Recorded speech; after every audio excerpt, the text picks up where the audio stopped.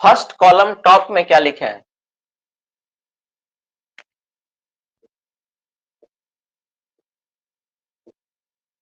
Parameter.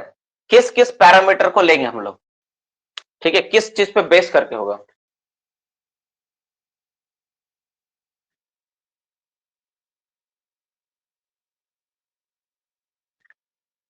क्या बात है यार, तुम लोग को कॉन्फिडेंस बढ़ाते बढ़ाते तुम लोग मेरा कॉन्फिडेंस को लूज कर दे रहा है। हाँ?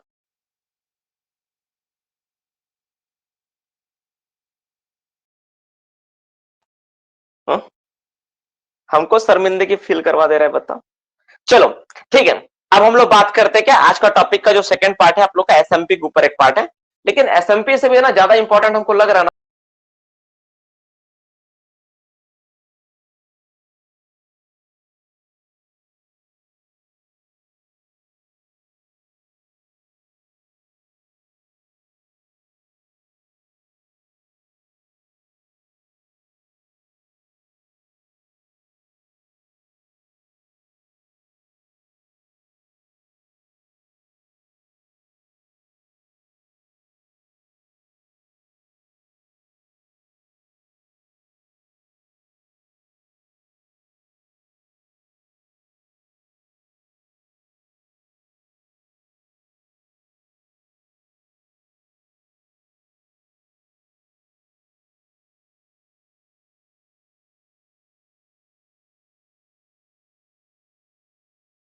एसएमपी पढ़ाएंगे तो अभी मोटा मोटी 30 मिनट से ज्यादा टाइम जाएगा, ठीक है, उससे ज्यादा का कोर्स है मेरा एसएमपी वाला।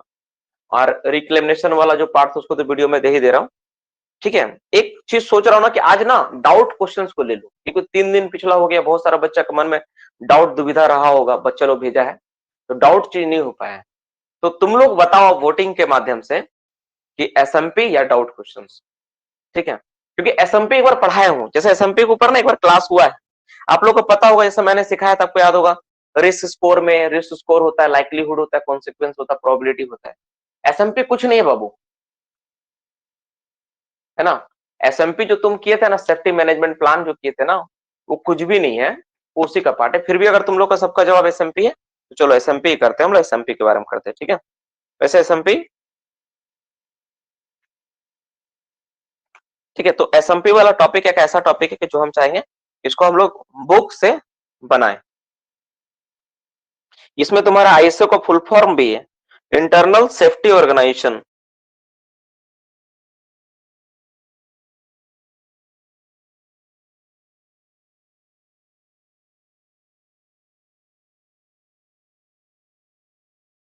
चलो तो हम लोग क्या करते हैं, इसको हम लोग तुम्हारा सॉल्व करते हैं।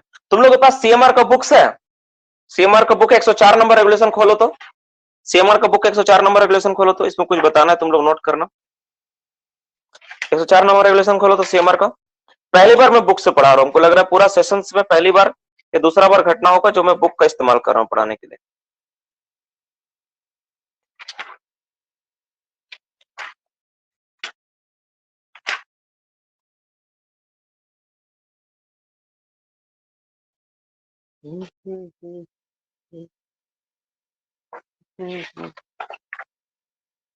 क्या करें?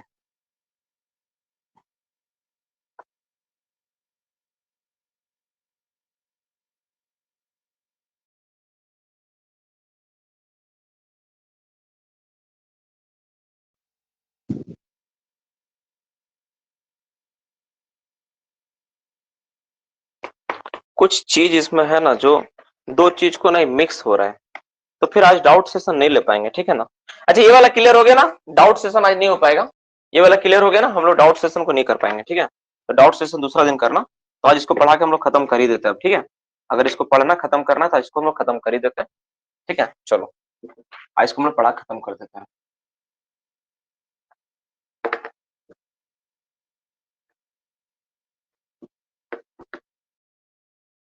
ये वाला क्लियर हो गया ना सभी का?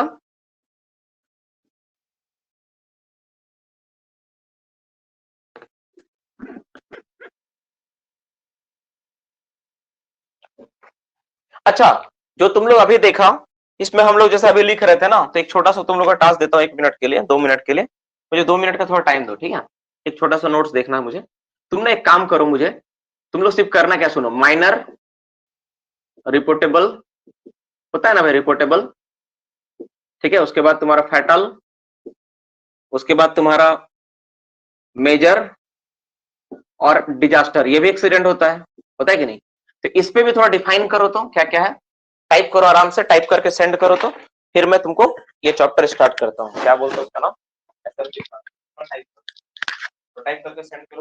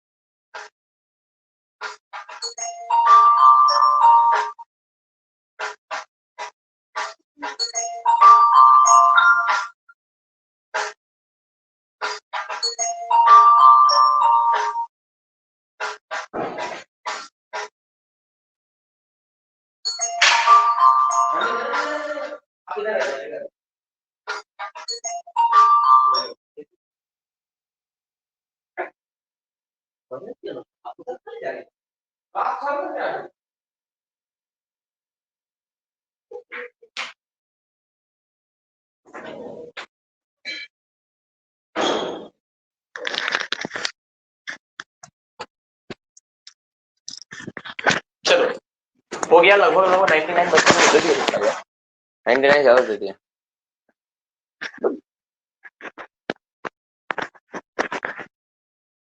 रिपोर्टेबल मतलब 24 से ज्यादा, माइनर मतलब रिपोर्ट, माइनर मतलब 24 से ज्यादा, 72 से कम, रिपोर्टेबल 72 और मोर, फेटल मतलब डेथ, मेजर मतलब 4 से 9 डेथ, डिजास्टर मतलब 10 और मोर डेथ।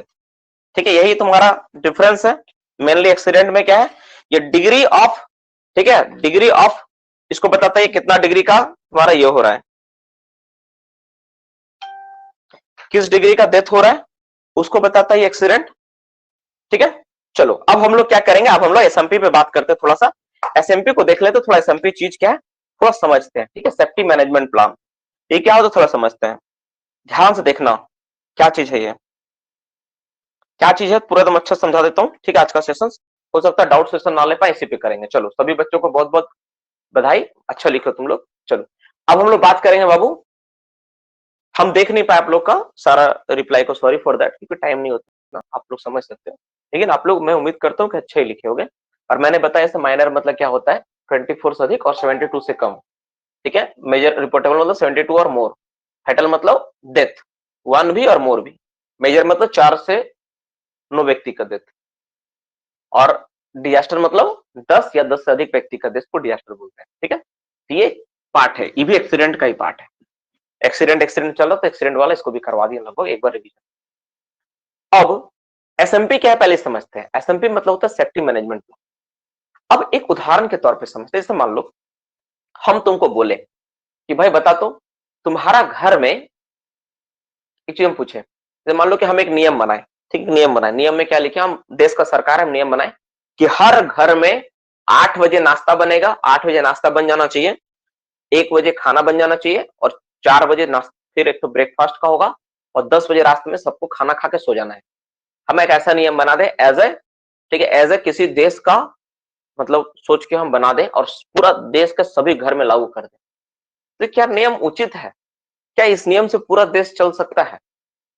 या फिर हम एक ऐसा नियम बनाए जो हम बोले कि कोई भी पर्टिकुलर चीज को टारगेट बना के हम सोच के बोले कि नहीं ये बेस्ट है, हर किसी को करना पड़े, सबके लिए जरूरी है, तो पॉसिबल नहीं है। क्यों पॉसिबल नहीं, मैं समझाता हूँ रीजंस क्या है। अब सवाल है कि पॉसिबल नहीं, और इसको एसएमपी से क्या मतलब है। एसएमपी से मतलब क्या है कि जो कोल माइंस रेगुलेशन आप देखते हो, है ना, this is the coal mines regulation. ये coal mines is, this book is applicable to whole India. Bharat के हर एक माइंस के लिए बुक एप्लीकेबल है, हर माइंस में नियम लागू होगा। अब सवाल एक बात आता है कि किसी माइंस में जो कंडीशंस उसका नेचर प्रोवाइड किया है, दूसरा माइंस का कंडीशन नेचर तो टोटली डिफरेंट। समझना प्रॉब्लम कहां पे है, फंस कहां पे है, दिक्कत क्या हो रहा था एक्सीडेंट को लेकर, तुम समझो। जैसे मान लो कि एक माइंस का जो एक्सीडेंट का जो हैजर्ड था उसका हैजर्ड्स दूसरा माइंस का हैजर्ड्स के साथ मैच कर ही नहीं सकता है। एक माइंस नदी के पास बसा हुआ है। जैसे हम बोले किसी को 8 बजे खाना, सबको 8 बजे तक नाश्ता मिल जाना चाहिए। तो भारत में ऐसा बहुत सारे स्टेट्स है जहां पे 8 बजे तो दिन भी नहीं होता है। अब बहुत सारे स्टेट है जहां पे 4 बजे सुबह हो जाता है। तो कैसे पॉसिबल है? बहुत सारे स्टेट में क्या होता है, रात 10 बजे तक लोग तो बाहर घूमते रहते हैं, वो 2 बजे घूम के आते हैं, जो मेट्रो सिटीज होती है। तो एक जैसा नियम हम लोग पूरा देश में हर घर में लागू नहीं कर सकते।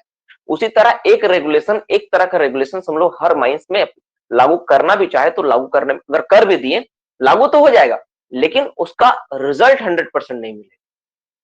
क्यों नहीं मिलेगा रिजल्ट? सिंपल सोच है कि अगर ये जो एक माइंस में जितना हैजर्ड्स है वो दूसरा माइंस का सेम होगा, गारंटी नहीं है इसका। जैसे मान लो एक माइंस नदी के किनारे बसा हुआ है, तो उसमें मेजर प्रॉब्लम होगा वाटर का, पानी घुसने का प्रॉब्लम होगा, यानी इनंडेशन होगा। एक माइंस डिग्री 3 माइंस है, डीपेस्ट माइंस है, तो उसमें क्या प्रॉब्लम होगा? उसमें गैस का प्रॉब्लम होगा।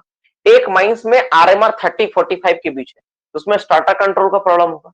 तो हर माइंस का प्रॉब्लम अलग होगा, हर माइंस का तुम्हारा सेफ्टी पॉलिसीज अलग होना चाहिए। ये बात पहले दिमाग में गया, क्योंकि अगर हम लोग एक ही रेगुलेशन से सारा माइंस को रेगुलेट करना स्टार्ट करें तो पॉसिबल ही नहीं कि सारा एक्सीडेंट पे कंट्रोल किया जाएगा। हम नियम तो बना देंगे लेकिन वो नियम धरा का धरा रह जाएगा। तो एक कंसेप्ट आया बीच में कि ऐसा कुछ क्यों ना किया जाए कि हर माइंस अपना रेगुलेशन बनाए, हर माइंस क्या करे, अपना रेगुलेशन बनाए, अपना हैजर्ड्स को फिर मतलब बताए कि भाई मेरा ये हैजर्ड है, मेरा वो हैजर्ड है, और ऐसा वैसा नहीं, साइंटिफिक तरीके से बताए कि मेरा ये हैजर्ड हो सकता है, मेरे लिए ये नुकसान है, मेरे लिए खतरा ज्यादा, ये खतरा ज्यादा है। एक साइंटिफिक तरीका देना पड़ेगा। तो साइंटिफिक तरीका क्या हो सकता है, हैजर्ड्स क्या हो सकता है? तो आज का टॉपिक और सेशन हम लोग उसी पे चर्चा करेंगे, उसी के ऊपर होने वाला है। तो जो सेल्फ रेगुलेशन किसी माइंस के ऊपर जो बनाने के बारे में फोर्स किया गया, उसी का नाम है SMP, that is safety management plan. Self regulation मतलब उसी माइंस का पर्टिकुलर रेगुलेशंस के बारे में बोला गया कि अगर हम अपना माइंस का रेगुलेशंस बनाते हैं, अपना माइंस का रिस्क, अपना माइंस का हैजर्ड्स, अपना माइंस का प्रॉब्लम्स को अगर हम लोग नंबरिंग के द्वारा, नंबर्स के द्वारा रिप्रेजेंट करते हैं, अपना माइंस को हम लोग पूरा आइडेंटिफाई करते हैं, तो सारा का सारा चीज किसमें आएगा? वो तुम्हारा आ जाएगा सेफ्टी मैनेजमेंट प्लान में आएगा। और यही कंसेप्ट बेसिकली कि तुम अपना माइंस का खुद का रेगुलेशन बनाओ, वो अपना माइंस का अपना रेगुलेशन बनाएगा। और अपना देखते हुए तुम खुद सोचो, तुमको रेगुलेशन में पढ़ने मिल रहा है क्या कि कहीं पर भी गैलरी का जो ट्रैवलिंग रोडवे का हाइट जो 1.8 मीटर से कम नहीं होना। अब किसी किसी खदान में हाइट है सिम का 1.5 मीटर, लो कहां पे वो नियम लागू होगा?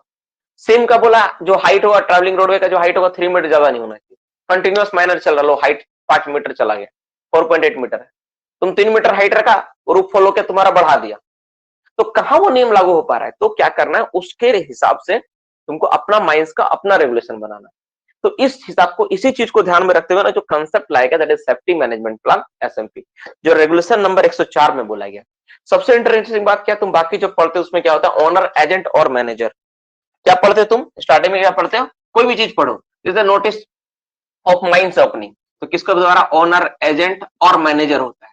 लेकिन तुम जब ये पढ़ोगे ना, इसमें होगा ओनर, एजेंट एंड मैनेजर। ध्यान से, यहाँ पे एंड है, यहाँ पे और है, यानी तीनों में से कोई भी भेज देकर चलेगा, लेकिन इसमें क्या है, ओनर, एजेंट और मैनेजर तीनों इन्वॉल्व है, तीनों को मिलकर बनाना होगा। कि ऐसा नहीं कि मैनेजर बना दिया, ओनर साइन कर देगा, हो गया, नहीं, ओनर का भी इन्वॉल्वमेंट होना चाहिए। ओनर भी अपने हिसाब से अपना उसमें जरूरी बदलाव करेगा, ओनर को भी इन्वॉल्व किया गया है। एसएमपी इतना बड़ा चीज है। तो एसएमपी क्या होता है ना, कोई छोटा मोटा चीज नहीं, बहुत बड़ा, पूरा माइंस का सेफ्टी है। उसमें उसमें क्या होता है, मैं थोड़ा सा अगर थोड़ा ब्रीफ में बताऊं तो उसमें माइंस का पूरा डेटा होता है कि माइंस कब बना था, कब नहीं हुआ, तो उसके इतिहास, भूगोल, जूलॉजिकल प्लान, उसका स्ट्रक्चर, कौन सा वर्किंग हुआ, पहले कौन टाइम वर्किंग था, अभी तक डेवलपमेंट कहां तक हुआ, डिप्लेयरिंग कहां तक हुआ, कौन कौन सीन में काम हुआ, पंप का क्या है, होलेज क्या है, मशीन क्या है, तुम्हारा ट्रैक, सारा का सारा डिटेल्स होता है, सारा चीज हम पे में डालना होता है। मतलब तुम्हारा माइंस का वो क्या है ना, तुम बोल सकते हो भगवत गीता है, तुम्हारा माइंस का एसएमपी क्या है, गीता है। अगर तुम एसएमपी किसी माइंस का तुम्हारा हाथ लग गया तो समझ लो उस माइंस का गीता तुम्हारा हाथ लग गया, उस माइंस के बारे में हर एक इंफॉर्मेशन उसमें है, प्रेजेंट का हर एक इंफॉर्मेशन उसमें है। तो एसएमपी कोई छोटा मोटा चीज नहीं, पूरा का पूरा बहुत बड़ा चीज है, बहुत बड़ा सेंस में उसको है ना। हम लोग का माइंस का जो एसएमपी है लगभग 200 पन्ने का एसएमपी है, 200 पन्ना पूरा माइंस के बारे में सब चीज लिखा हुआ है, हर एक चीज के बारे में इंफॉर्मेशन उसमें, हर चीज रहता है एसएमपी। ठीक है, तो ये बेसिक इंट्रोडक्शन हो गया कि एसएमपी क्या होता है और ये किसके द्वारा बनाया जाएगा, ऑनर, एजेंट, मैनेजर द्वारा बनाया जाता है। तो इसका इतिहास हम समझे कि इसको कैसे बनाया जाता है, जिसमें हम लोग समझ में आए कि भाई क्या होता है, सो माइंस का ब्रीफ हिस्ट्री होता है। और सबसे जो मेन होता है, सबसे मेन होता है रिस्क असेसमेंट।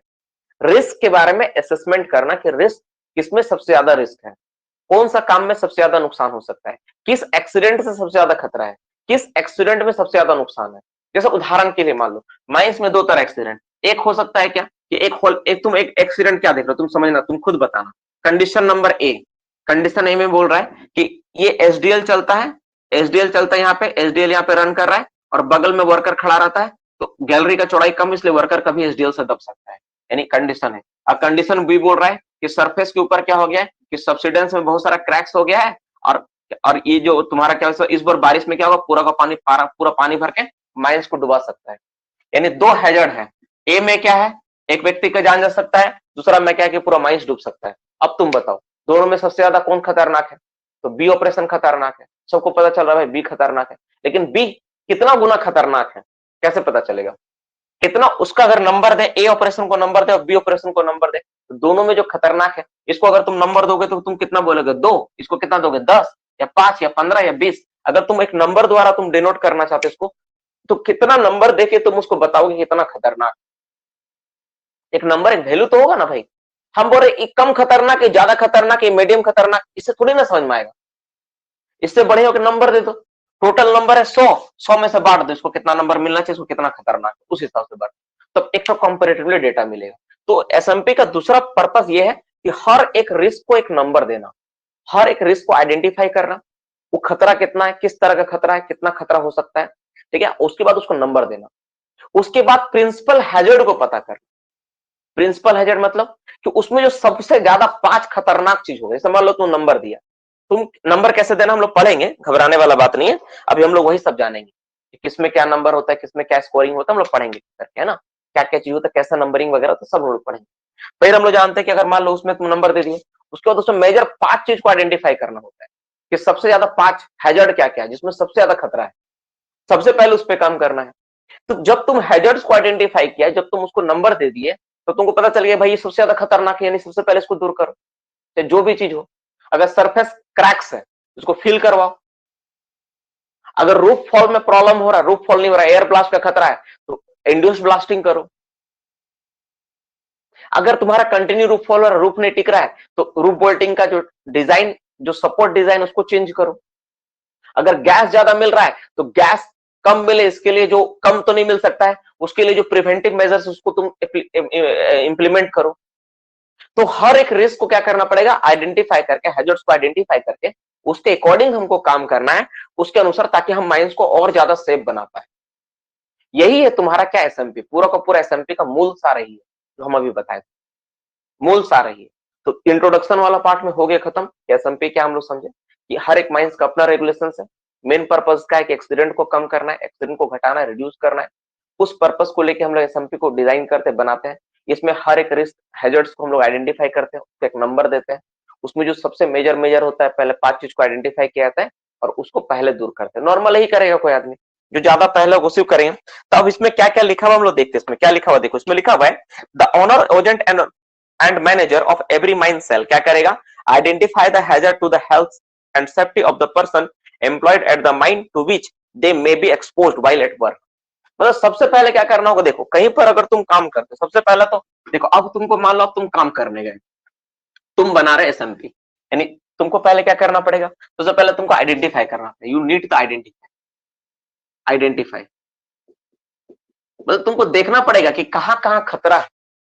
फर्स्ट तुमको आइडेंटिफाई करना पड़ेगा क्या क्या हैजर्ड है। जैसे ये भी हैजर्ड हो सकता है कि वो आदमी जा रहा, सर रोडवे में चिकना कहीं मिला तो उसे स्लिप करके गिर सकता है, तो ये भी एक हैजर्ड है।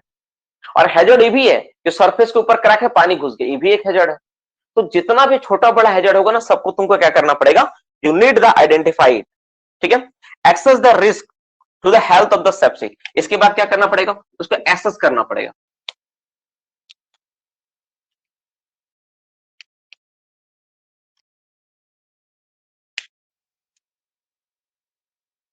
रुको, रुक जाओ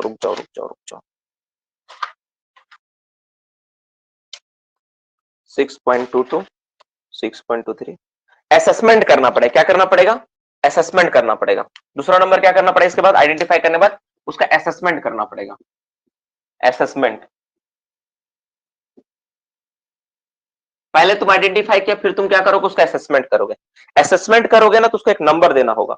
क्या नंबर देना पड़ेगा भाई, क्या देना पड़ेगा नंबर, कि भाई जो तुम्हारा हैजर्ड है तो उसका उसका कितना है, कितना मार्क्स है, 10 मार्क्स है, 15 मार्क्स, वो करो, एक नंबर दे दो। उसके बाद क्या लिखा हुआ है, एसेस द रिस्क हेल्थ हो गया, record the significant hazard, the identify and the risk assessed, ठीक है, make the those record available inspection by the employ and follow the, ये तो तुम्हारा दिया हुआ इसमें से। और फिर उसको क्या करना है ना, उसको जब तुम एक्सपेरिमेंट कर लेगा, फिर उसको करेगा, तुम उसको हटाना होगा, मतलब तुमको एलिमिनेट करना, उसको हटाना या कम करना। तो ये 3 स्टेप्स में तुम्हारा ये होता है तुम्हारा, ठीक है। अब हम लोग क्या करते हैं, देखो अब यहाँ पे क्या क्या लिखा है, एक बार हम पढ़ते हैं, तुम लोग को समझ में आ जाए क्या है। देखो पहला पॉइंट क्या दिया हुआ है, identify the hazard to the health of the safety of the employ in the mine with which they may be exposed while at work. Working के दौरान जो व्यक्ति किसी भी खतरा के हैजर्ड्स के बीच रहता है, चाहे उसका हेल्थ के बारे में हो या सेफ्टी हो। हेल्थ भी, जैसे मान लो कोई व्यक्ति काम कर रहा है और उसको किसी तरह कोई डिजीज हो सकता है, तो उसको भी तुमको देखना पड़ेगा। Assess the risk to health and safety which employ may be exposed while they are at work, ठीक है। और उसके साथ क्या है, उस रिस्क को भी, हैजर्ड्स को भी देखना है जब वो काम पर हो, वर्किंग के समय भी हो और काम के दौरान, मतलब दोनों कंडीशंस में। ऐसा नहीं कि काम कर रहा है उसी समय उसका हैजर्ड्स को नहीं आइडेंटिफाई करना है, मतलब वो जब 8 घंटा का पीरियड है, मान लो कोई आदमी 6 घंटा काम करता है, तो बाकी 2 घंटा में भी जो उसके लिए हैजर्ड्स, उसको भी आइडेंटिफाई करना, उसको हम लोग नहीं छोड़ सकते। तीसरा क्या बोला है, record the significant hazards, identify and risk assist, मतलब उसको क्या करो, उसको आइडेंटिफाई कर लो और उसके बाद क्या करो, उसको असेसमेंट करो कि कितना कितना उसका स्कोर देना है। Make those record available for the inspection by the employees, उसको इंस्पेक्शन बाय द एम्प्लॉयज के द्वारा उसको रिकॉर्ड्स को रखो। Follow and the appropriate process to the identify hazards and assessment, इसमें प्रोसेस लिखा हुआ है। सबसे बुरा बात क्या है ना, ये जब मैं पढ़ता हूं ना तो इसमें ना कुछ मिलता नहीं है, इसमें लिख दिया है कि ये करना ही करना है, करना क्या है ये नहीं बताया, बस करना है, ये करना है, ये करना है, लेकिन कैसे करना है इसमें कोई इंफॉर्मेशन नहीं। कैसे करना हम तुमको बताएंगे, अभी समझ में आएगा। अब जैसे मान लो फिर क्या करेगा, the owner agent manager of every mine after the consulting the safety committee, ठीक है, of mine and internal safety organisation shall determine all measures necessary to. अब जैसे मान लो तुम हैजर्ड्स तुम पता कर लिए, तुम असेसमेंट कर लिए, अब तुमको क्या करना है, उसके बाद तुम सेफ्टी कमिटी और इंटरनल सेफ्टी ऑर्गेनाइजेशन आईएसओ दोनों से तुम कंसल्ट करो, किसके बारे में, एलिमिनेट एनी रिकॉर्डेड रिस्क, जो रिकॉर्डेड रिस्क उसको तुम कैसे हटा सकते हो। तो ऐसा नहीं कि मैनेजर खुद से लिख देगा कि भाई ये कर देना, कर नहीं, उसके बाद तुम क्या करो, सेफ्टी कमेटी के मेंबर्स को बैठाओगे, सेफ्टी कमेटी का मेंबर बैठेगा, तुम बताओगे भाई हमारा खदान में ये खतरनाक है, नुकसान है, क्या नुकसान है भाई, तो क्रैक हो सकता है, ये गिर सकता है, आदमी स्लिप करना, आप बताइए क्या करना चाहिए। आदमी को ट्रेनिंग नहीं मिला, जैसे कोई आदमी बोला कि सर काम करता है ना सर, ओवरमैन बोला उसमें से या सरदार बोला, सर आदमी लोग काम करता है ना सर, उसको पता नहीं होता कि सर लाइन कैसे काटना है, लाइन काटने का तरीका नहीं मालूम, उसको ट्रेनिंग देना पड़ेगा। तो कमेटी है, कमेटी के पास मैटर गया, उसको पता है कि इसको प्रॉपर ट्रेनिंग नहीं है, इसलिए ये काम नहीं कर पा रहा ढंग से, उसको ट्रेनिंग का व्यवस्था किया जाए, उसमें लिख देगा। तो ये तुमको करना है, ठीक है, एलिमिनेट करना है। एलिमिनेट रिस्क को करने के लिए क्या क्या किया जा सकता है, सारा का सारा बात आएगा। जैसे एक और उदाहरण लेते हैं, मान लो सरफेस के ऊपर क्रैक, ठीक है, तो उसमें से पानी घुस रहा है, तो कमेटी बोला कि ठीक है काम करवाइए, उसमें क्रैक फिलिंग करवाइए, ठीक है, मतलब ओबी वगैरह जो है उसको डंप करवा दी, तो वो उसको डंप कर दिया तो एलिमिनेट हो गया वहां से, तो ये कर सकते हो। तीसरा क्या है, control the risk at source, source के पास से रिस्क को कंट्रोल कर देना है। जैसे कैसे बता रहे हैं, जैसे मान लो कोई डस्ट निकल रहा है, ठीक है, डस्ट निकल रहा है, तो ऐसा एग्जॉस्ट वहां पे लगा दो कि डस्ट जहां से निकले वहीं पे, या फिर वाटर सप्रेशन सिस्टम प्रॉपर लगा दो, ताकि जैसे ही तुम्हारा ड्रिल वगैरह में तुम्हारा डस्ट बने तो पानी वहीं से नोजल क्या करे, डस्ट को सप्रेशन कर दे। तो वो एक प्रॉब्लम, मिनिमाइज द रिस्क, किसी तरह करके तुम उसको, अगर तुम मान लो कि इसको एलिमिनेट नहीं कर पा रहे हो या फिर उसको हटा नहीं पा रहे हो, उसको मिनिमाइज करने का प्रयास करो। जैसे मान लो कि तुम्हारे पास ऐसा व्यवस्था नहीं कि पानी को तुम सप्रेशन कर पाए, तो ब्लास्टिंग के बाद तुम डस्ट वाटर स्प्रे का अरेंजमेंट करो, मिनिमाइज करो। Is in so far as the risk remain provide the personal protective equipment. अगर मान लो उसके बाद भी तुम्हारा रिस्क करा जाता है ना, तो पर्सनल प्रोटेक्टिव इक्विपमेंट दो। जैसे मान लो किसी को डस्ट से प्रॉब्लम हो तो डस्ट मास्क दे दो, सुनने से अगर ज्यादा दिक्कत हो रहा है, साउंड अभी भी मशीन में घर घर करके आ रहा है, उसको ईयर, तुम्हारा क्या बोलते हैं, ईयर प्लग दो, ठीक है। Institute a programme to monitor the risk to which the employee may be expose. और कोई इंस्टीट्यूट को भी तुम इसमें लगा सकते हो कि भाई देखो ऐसा प्रॉब्लम है, डस्ट का है, हम नहीं कंट्रोल कर पा रहे हैं, तो आप बताइए। तो बड़ा बड़ा माइंस में जो होता है ये होता है। इसके अलावा क्या बोला, based on the identify hazard and the risk the owner agent और and manager of every mine shall prepare an, ठीक है, auditable document called safety management plan. तो सेफ्टी मैनेजमेंट प्लान क्या है ना, ऑडिटेबल डॉक्यूमेंट है, मतलब उसमें सारा डेटा रहेगा।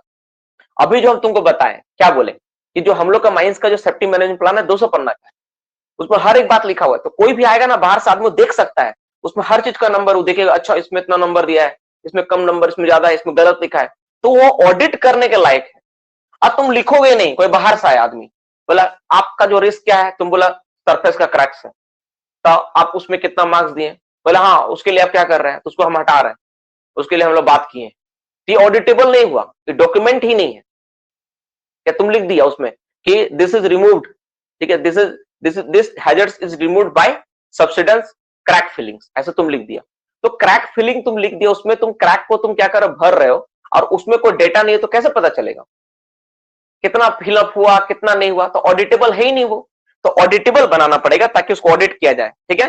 That form the part of the overall management and includes the organization structure, planning, activities, responsibilities, practice, procedure, process and resource for the developing, implementing, achieving, reviving, maintaining and safety and health of the policy। मतलब इसमें सब चीज रहेगा।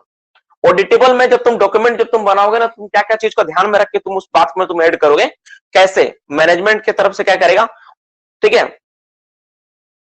ठीक है, organisational structure, कौन कौन उस चीज को दूर करने में इन्वॉल्व होगा, किसका किसका भूमिका होगा। जैसे मान लो सरफेस क्रैक फिलिंग, तो कौन कौन रहेगा, तो सबसे पहले सर्वेयर रहेगा जो बताएगा मेजरमेंट करके कितना लगेगा, फिर पीओ साहब इन्वॉल्व होंगे, उनको व्यवस्था करना है, फिर एक सुपरवाइजरी स्टाफ रहेगा जिसके देखरेख में होगा, समझ रहे कि नहीं।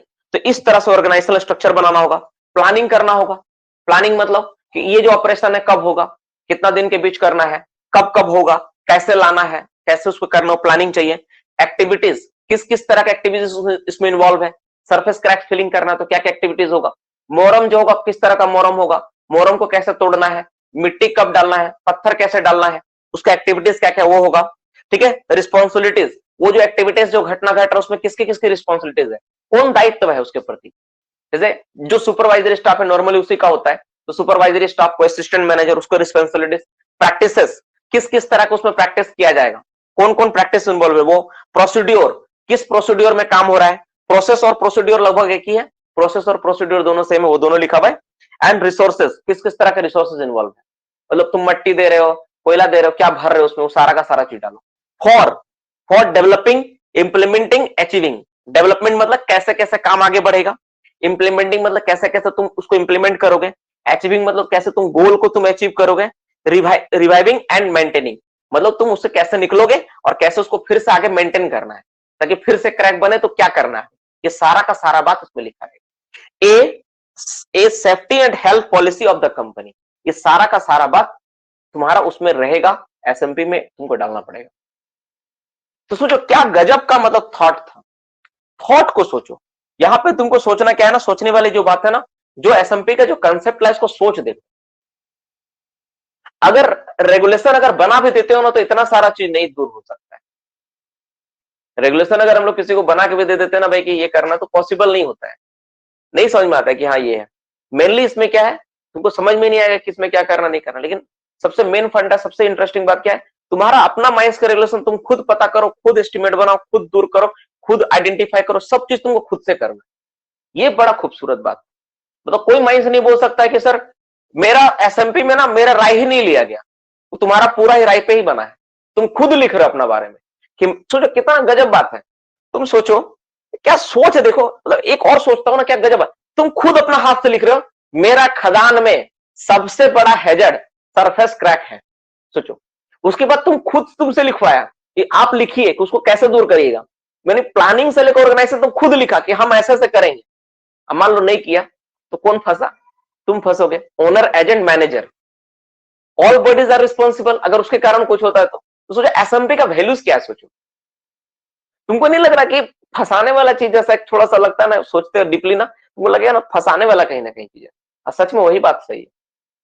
कि तुमको आइडेंटिफाई हैजर्ड्स करवा के, तुमसे पहचान करवा के तुम्ही को फंसा दिया।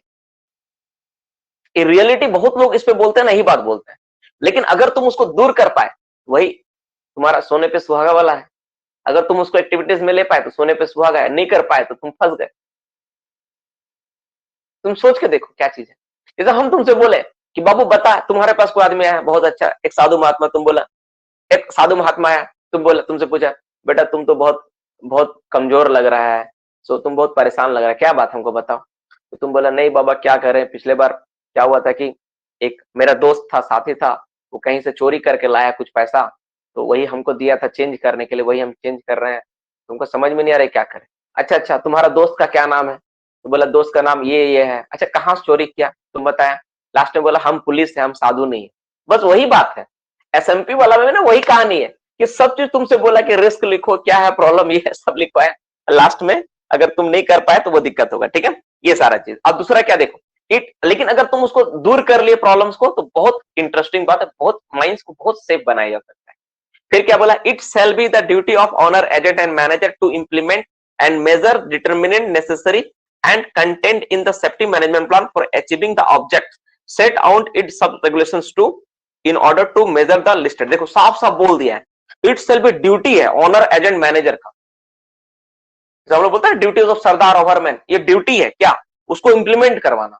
प्लान बना लिया, एसएमपी बना दिया, सेफ्टी मैनेजमेंट प्लान बन गया, नहीं उसको इंप्लीमेंट करवाइए। The measure the determinant necessary content, जो भी तुम बनाए उसको तुम अब इंप्लीमेंट करो, तुम्हारा ड्यूटी का पार्ट है। कैसे करोगे तुम समझे। नेक्स्ट क्या है, the safety management shall content. Safety management plan में क्या होना चाहिए, उसमें क्या क्या चाहिए ना, देखो पहला बोला है define the mine safety and health policy of the company. जो सेफ्टी माइंस का और हेल्थ पॉलिसी उसको डिफाइन करो। A plan to implement the policy, एक प्लान दिखाओ कि कैसे कैसे तुम उसको इंप्लीमेंट करोगे। हाउ द माइन और mine intended to develop the capabilities to achieve the policy. जैसे मान लो तुम एक पॉलिसी बनाए क्रैक फिलिंग का, तो तुम कैसे कैसे उसको अचीव करोगे, क्या क्या स्टेप्स होगा, है कि नहीं, कैसे कैसे करोगे उसका प्रोसेस दिखाना है। Principal hazard management plan, principal hazards को तुम पहले बताओ कि कौन कौन सा हैजर्ड्स प्लान है उसका बनाओ। स्टैंडर्ड ऑपरेटिंग प्रोसीड्यूर इसमें डालना होगा, जो एसओपी वर्कर्स का रहेगा, जो काम कर रहे वर्कर उसको भी डालना पड़ेगा। Way to measure monitoring evaluate perform to the safety management plan and to correct matter. देखो क्या बोला, way to measure monitor and evaluate perform. तो जितना भी तुम्हारा जो तुम्हारा मॉनिटर कैसे करना है, उसको इवैल्यूएट कैसे करना, लागू कैसे करना है, सेफ्टी मैनेजमेंट प्लान को सारा रहेगा। And to correct the matter that do not conform with the safety management plan and to correct the matter, इसको छोड़ते हैं। A plan to regularly review and, ठीक है, continually improve the safety management plan. एक plan बनाओ जो continue उसको improve करना है। और देखो जैसे मान लो कि तुम आज की डेट में तुम क्या किए, तुम बताए हैजर्ड्स क्या था, सरफेस क्रैक्स था, कल चेंज भी हो सकता है वो, तो उसको क्या करना, हर बार रिव्यू करना है। ठीक है, a plan to review that the safety management plan if the significant change occur, मतलब उसको बताना है कि क्या क्या चेंज ओकर होना चाहिए, इसके बारे में बताना है।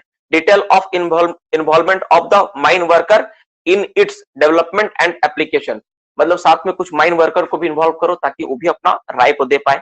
The owner agent manager of every mine shall to the periodically review the hazards, identify and the risk assessed to determine the whether the further the elimination, control and minimizing the risk possible and to consult with the safety committee on review। साथ ही साथ क्या करना है, honour agent manager को periodically एक review का date set कर देना है कि भाई इसको बार बार रिव्यू किया जाएगा हर 6 महीना में, 1 साल में, और उसको क्या करना है, रिस्क को एलिमिनेट करने का कुछ भी, ताकि ऐसा ना हो कि अचानक पता चल जाए कि इतना बड़ा खतरा आ गया है।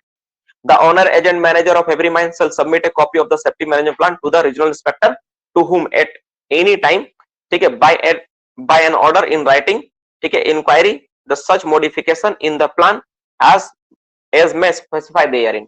तो आरआई के पास क्या करेगा, प्लान का कॉपी सबमिट करेगा और किसी चीज के बारे में कुछ भी पूछ सकता है कि भाई तुम क्या इसमें एक्शन लिया, क्या किया है, किस तरह से चेंजेस किया, इस बार क्या हुआ है, पिछले बार इसमें क्या अंतर है, सारा चीज।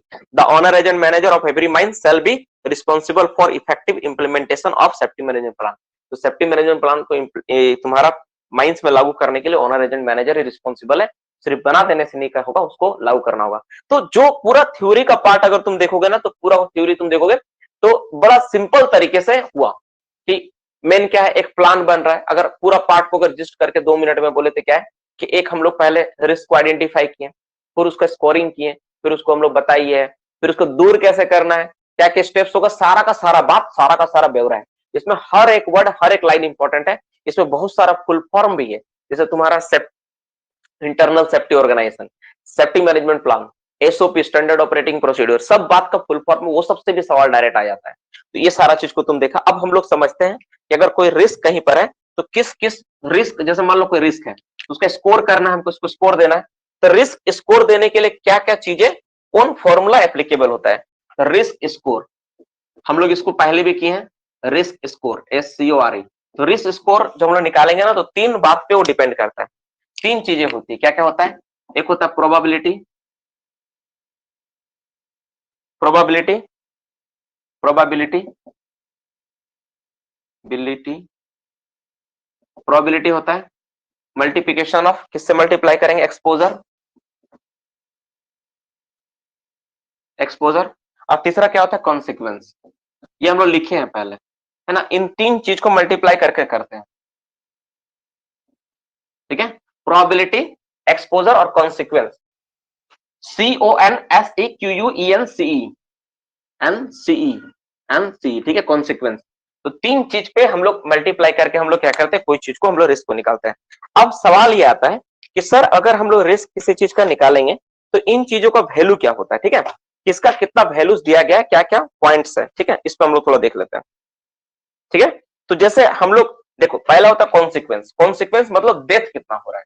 अच्छा, पहले हम लोग लेते हैं, पहला पॉइंट क्या? प्रोबेबिलिटी, ठीक है? प्रोबेबिलिटी,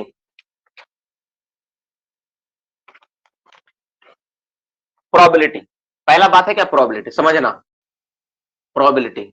अच्छा, थोड़ा सा यहाँ एक लाइन छोड़ते हैं, एक बात और, जब हम लोग एक चीज और इसमें थोड़ा सा ऐड कर लो,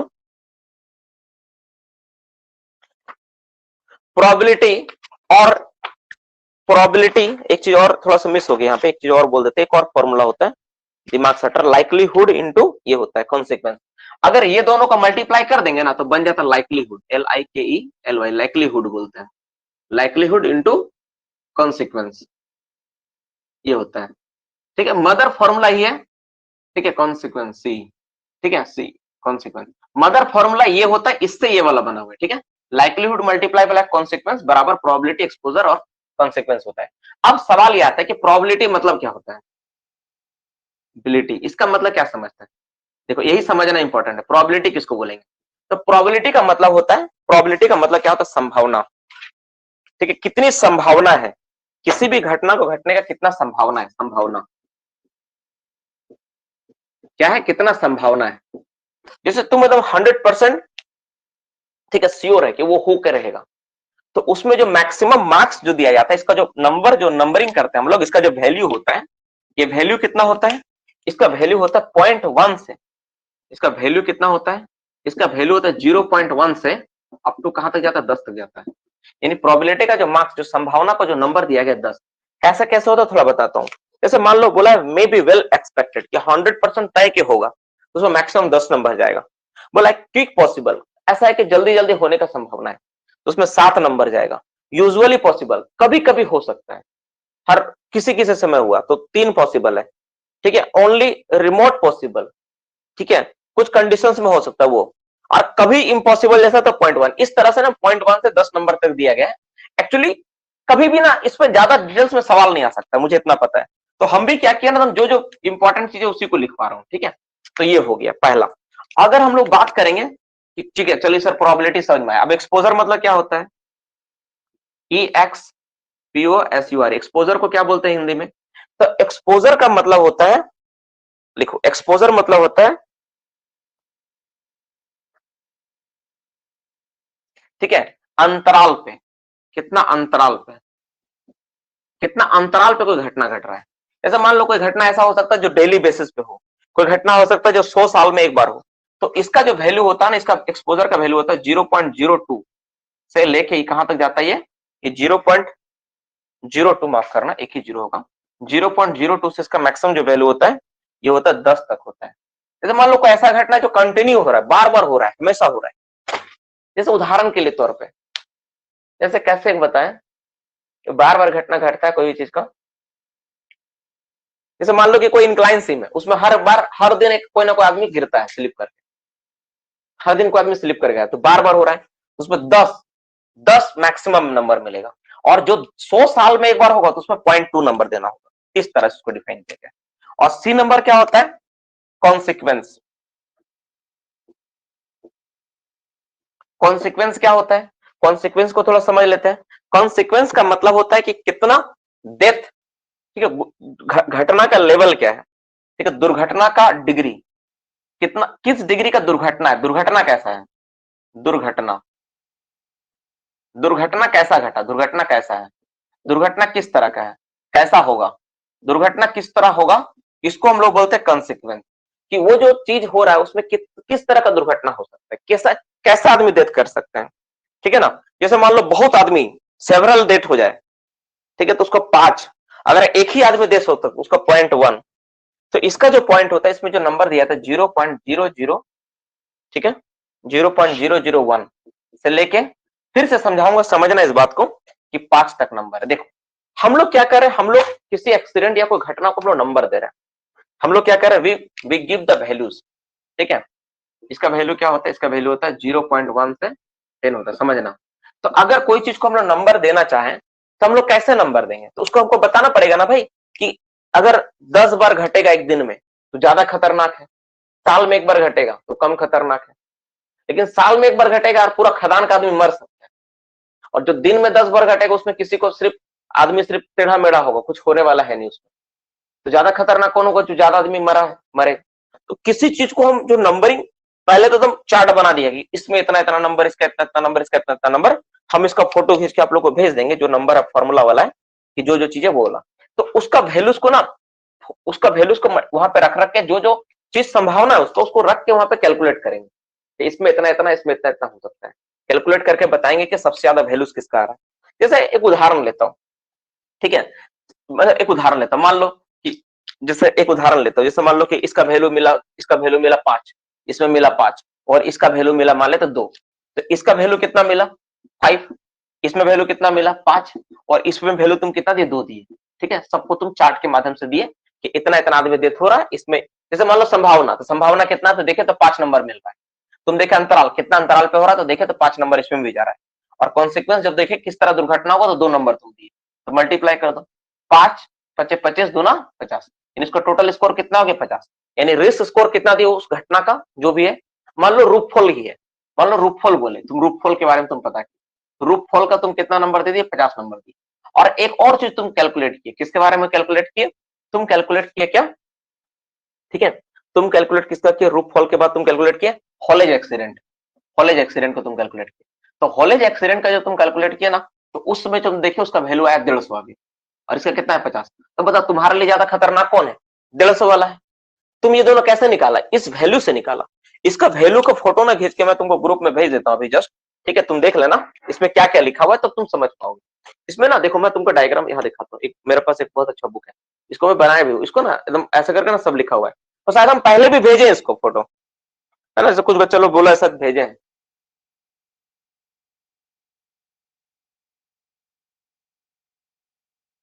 ठीक है, समझ में आया? इसका वैल्यूज का ना पहले मैं फोटो भेज देता हूँ, ताकि तुम इसको समझ पाओ, है ना। प्रॉब्लम यहाँ पे है, तुम देखोगे जैसे हम तुमको समझाते हैं, देखो यहाँ पे ना इसका वैल्यूज यहाँ लिखा हुआ है, हर एक चीज का वैल्यू होता है। जैसे प्रोबेबिलिटी एक्सपेक्टेड क्या है, ये सारी चीजें। तो जैसे तुम्हारा मान लो सेवरल डेथ हुआ तो 5 नंबर दिया जाएगा। अगर एक डेथ होता तो उसका नंबर 1 होता है। अगर चांसेस ऑफ फर्टिलिटी है केवल, तो उसका 0.3 नंबर है। परमानेंट डिसेबिलिटी किसी का हो सकता है, तो उसका 0.1 नंबर मिलेगा। मे लॉस द टाइम इंजुरी, उसका 0.01 मिलेगा। मोस्ट लॉस टाइम इंजुरी, तो उसका 0.001। स्मॉल इंजरी हुआ तो 0.001। इस तरह से ना नंबर दिया गया हर एक चीज का, इसका इसका इसका नंबर बताया गया। अब तुम सोचो, अब तुमको सोचना पड़ेगा कि ये जो घटना घटेगा इससे किस तरह का होगा, मतलब संभावना कितना है होने का, कितना अंतराल पे हो सकता है वो चीज, या फिर दुर्घटना किस डिग्री का होगा, उस हिसाब से तुमको क्या नंबर दोगे। नंबर दोगे तो नंबर मिलेगा। जब नंबर मिलेगा ना, तो उसको हम लोग अलग अलग कैटेगरी में डिवाइड करते हैं। क्या करते हैं, उसको हम लोग अलग अलग कैटेगरी में रखते हैं। क्या करते हैं उसके बाद, उसको हम लोग अलग अलग कैटेगरी में रखते हैं,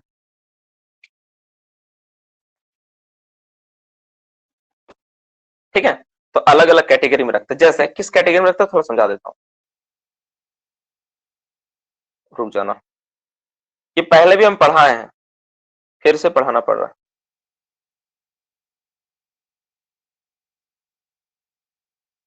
ठीक है, अलग अलग कैटेगरी में रखते हैं।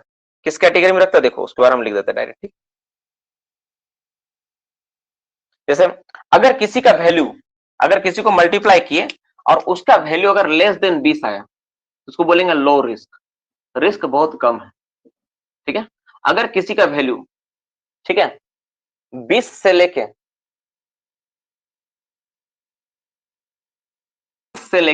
20 से 200 तक आया, उसको बोलेंगे मीडियम रिस्क। क्या बोलेंगे उसको हम लोग? मीडियम रिस्क, मीडियम रिस्क है, मीडियम रिस्क है।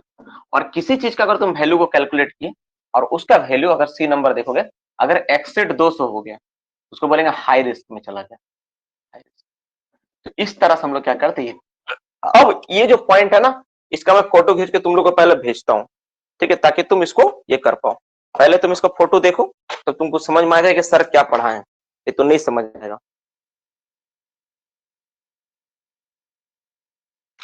ठीक है, हम तुमको फोटो लेके भेज देते हैं।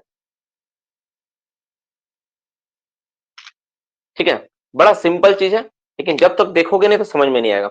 ये एक ऐसा कुछ चीजें होती है ना माइनिंग में बाबू, याद रखना कि तुम्हारा सर को चकरा देगा अगर तुम उसको ढंग से नहीं समझोगे तो, ये होगा ही होगा।